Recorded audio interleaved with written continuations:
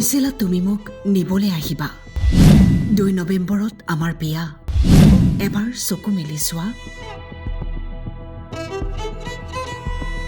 শ্বহীদ জোৱানৰ নিথৰ দেহ ঘূৰি আহিল ঘৰলৈ হবলগীয়া পত্নীৰ কান্দোন 10 দিন পূৰ্বে আঙুঠি পিন্ধাইছিল কিন্তু জোৱানজনৰ কপালত যেন লিখা আছিল মাত্ৰ 28টা বছৰ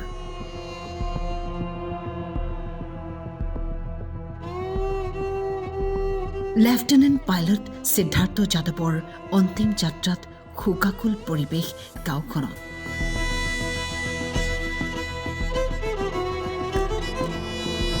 যিখন ঘৰত বিয়াৰ বতাহ বলিছিল যিখন ঘৰত নকইনা অহাৰ প্ৰস্তুতি চলিছিল সেইখন ঘৰত পুত্ৰৰ নিথৰ দেহ ঘূৰি আহিল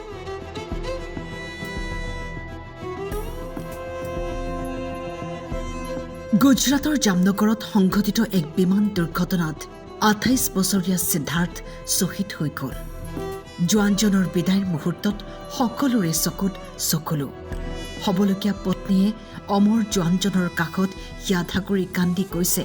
তুমি মোক নিবলৈ আহিম বুলি কৈছিলা মোক এবাৰ মাত দিয়া এবাৰ চকু মেলি চোৱা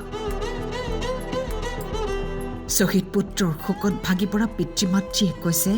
আমি আমাৰ একমাত্ৰ পুত্ৰক হেৰুৱাইছো তথাপিও আমি গৰ্বিত অনুভৱ কৰিছো দেশৰ বাবে আমাৰ সন্তান শ্বহীদ হ'ল 31 মাৰ্চত ছুটি শেষ কৰি ডিউটি জইন কৰিছিল সিদ্ধাৰ্থে বিয়াৰ কেইটামান মাহ মাত্ৰ বাকী আছিল কিন্তু শেষ মুহূৰ্ততো নিজৰ বীৰত্বৰ প্ৰমাণ দি গ'ল সিদ্ধাৰ্থে সকলোৰে পৰা বিদায় মাগিলে সিদ্ধাৰ্থ যাদৱে